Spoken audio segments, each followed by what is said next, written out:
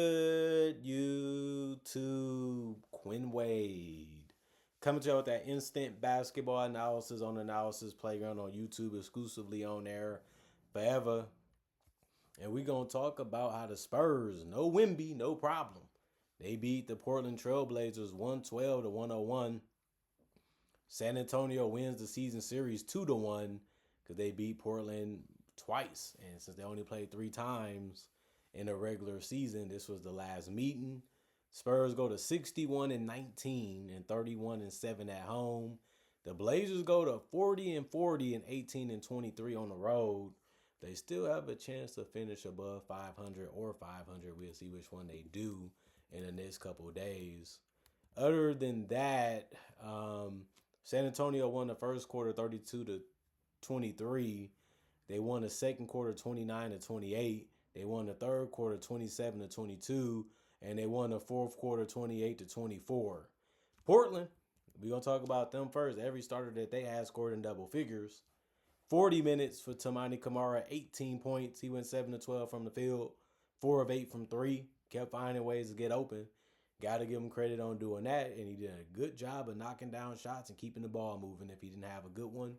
4 rebounds, 6 assists, 2 turnovers, made some defensive plays, and got 3 steals in the block. He is one of the better perimeter defenders in the league. He also had 1 offensive rebound, 2 personal fouls, was a +7 and plus minus. Denny Avdia led the way for them offensively again. He took the most shots on the team. He went 13-21 from the field, 1 of 3 from 3, 2 of 4 from the free throw line. He ended up getting 29 points.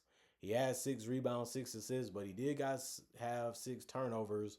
That's been one of his biggest problems, is turning the ball over a lot. But when you're driving and trying to score and get past people and trying to find a way to get a good line to be able to lay it in, guys are going to be reaching in and trying to stop this, that, and the other. Plus, they're going to be lurking to see if you're going to try to pass before you even get all the way to the basket. And he's been finding trouble with that. 2 offensive rebounds, 3 personal fouls for him, and he was a +7 and plus minus. Donovan Clingan, 28 minutes. He had 11 points. He ended up getting a double-double because he had 11 rebounds. He went 3 of 5 from 3. So he spent a lot of time on the perimeter, and it worked for him in this one, and he finished 4 of 7 from the field. He did have 5 assists. You know, he's a big guy, so he's going to see a lot of things before that happens. He's going to set the screens. He's going to give his teammates some opportunities to get some good looks. It's just up to them what they're going to do with it or if they're going to score it. He did have 1 steal and 3 blocks. He is a monster, so if you coming by him, he has the length and the mobility to get to you if you don't pay attention enough or you're prideful enough to try him. He had 3 offensive rebounds, 2 personal fouls, and was a -4 and plus minus. Drew Holiday, 31 minutes. He did a good job of getting to the basket, but he went 1 of 7 from 3.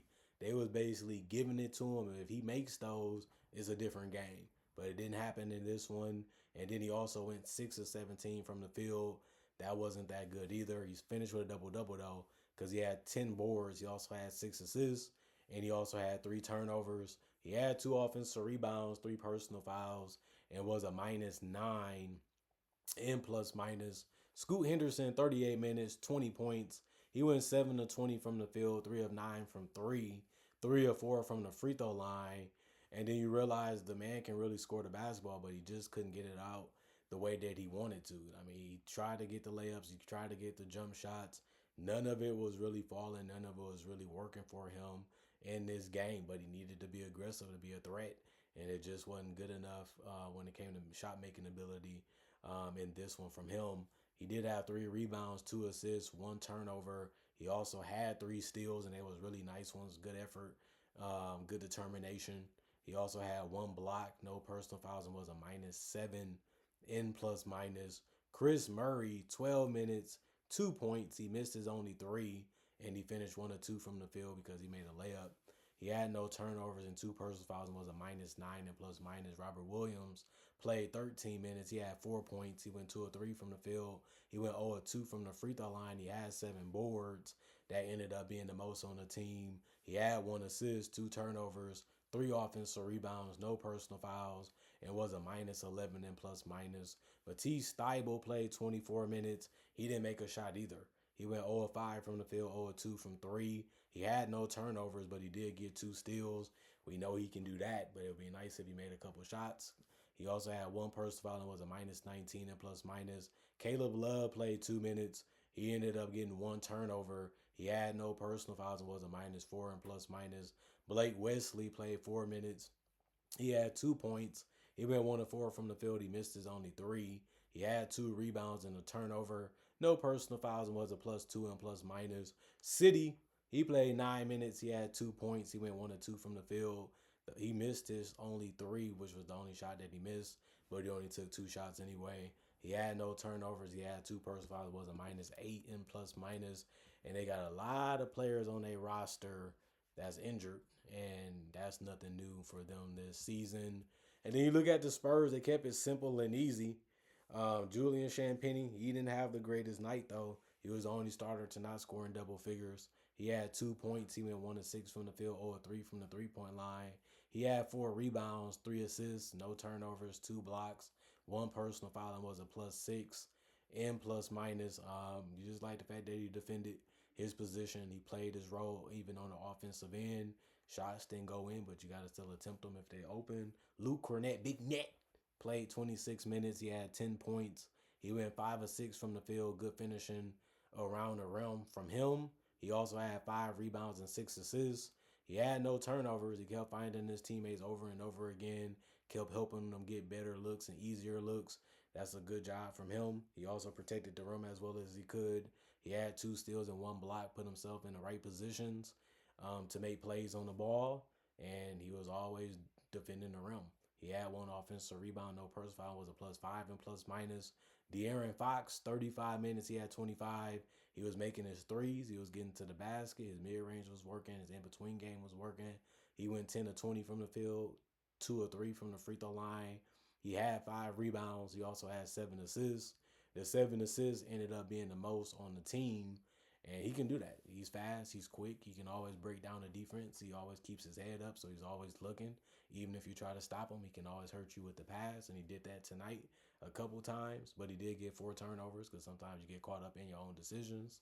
He had 3 steals, and that ended up being game high for the Spurs, showing his two-way ability. He also had one offensive rebound, 3 personal fouls, and was a minus 3 and plus minus. Devin Vassell, 31 minutes. He had 14 points. He went 5 of 13 from the field, 2 of 7 from three, 2 of 3 from the free throw line. You got to like that he just didn't settle for jump shots over and over again in this game. And you want to see him do that more. The more things you can do, the harder you are to guard, the harder it is to guard the team. He did have 8 boards, though, and that was tied for the most on the team. He had 1 assist, 1 turnover, 2 steals. We know he's a solid defender, has good vision, and understands when to make plays on the ball. Defensively, he had 2 personal fouls and was a 0 and plus minus. Dylan Harper played 33 minutes. He had 13 points. He went 6 of 14 from the field. He went 1 of 2 from three.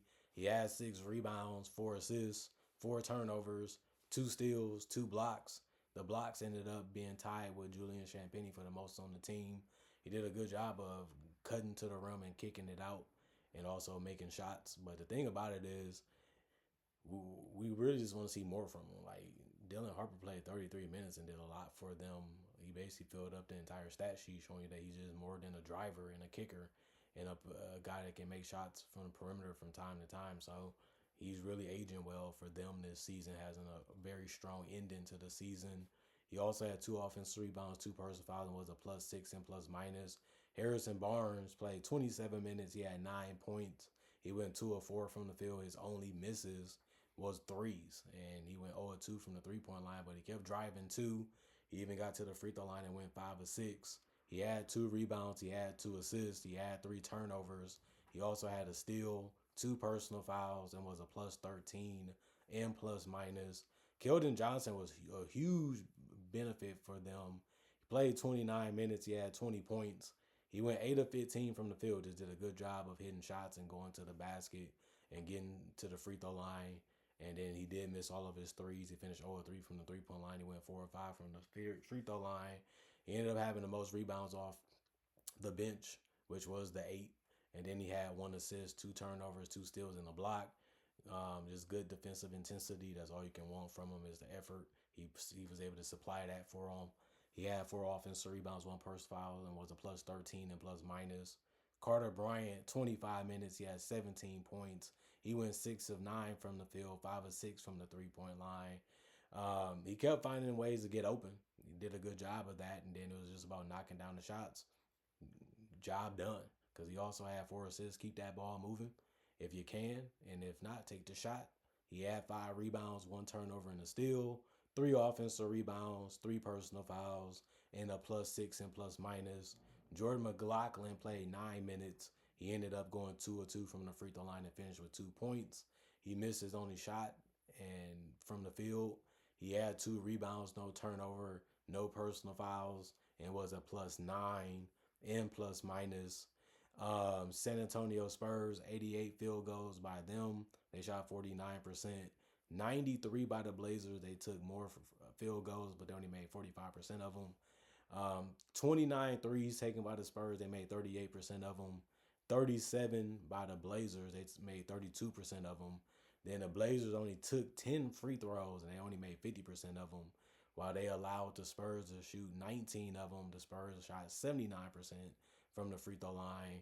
45 rebounds by the Spurs, 43 for the Blazers. 28 assists for the Spurs, 26 for the Blazers. 15 turnovers for the Spurs, 16 for the Blazers. 13 steals for the Spurs, 9 for the Blazers. 6 blocks for the Spurs, 5 for the Blazers. Both teams had 11 offensive rebounds. 34 defensive rebounds for the Spurs, 32 for the Blazers. 14 personal fouls for the Spurs, 15 for the Blazers. And if you think about it, the Spurs should have had a tougher game in this one. But they just was well coached by Mitch. They did a good job of moving the ball.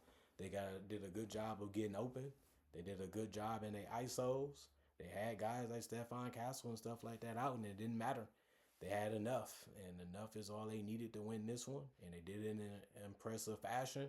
I've been loving watching the Spurs all year. They play really high-quality basketball on both ends of the court, and man, this team has really been amazing. I really love what they've been doing, and I'm glad I was able to see them this season. I can't wait to see what they can do in the playoffs. Can they earn more respect? Can they get more love? Can they do the impossible and win a championship with really no experience in the playoffs, really, when it comes to deep runs, besides what Harrison Barnes, for example, or Luke Cornett? But those guys are going to teach them. They're going to show them. They're going to do whatever they can to play their role in their part and its full self. And all I can say, man, is I can't wait. I want to see if they can do it. You know, they've been taking shots at OKC. They feel like we got to beat y'all. We down for it. We want to see it. We not running from y'all. We want it to happen to show that we are the best team in the league. And that's what winning the championship is. That's what playing in the playoff is about. Can you beat the best players and the best coaches in front of their fans, in front of your fans, and get it done to show that nobody's better than you? Well, we'll see what they do. I can't wait. I don't really see no cracks in the armor. I just see, can they get it done? We haven't seen it. We have to see it. Once that is done, credit is given, love is given, respect is given, and it's all was earned because they played hard and did what they're supposed to do. Closed out the season the right way, got the win number 60. If you would have told me they would have got that, I would have said, they didn't be a playoff team, because I felt that way last year when they got Fox. But I knew for sure they should do it this year with all the upgrades to their roster that they made too. And it ended up benefiting them and working out for them. So can't wait to see more Spurs basketball is basically what I'm saying.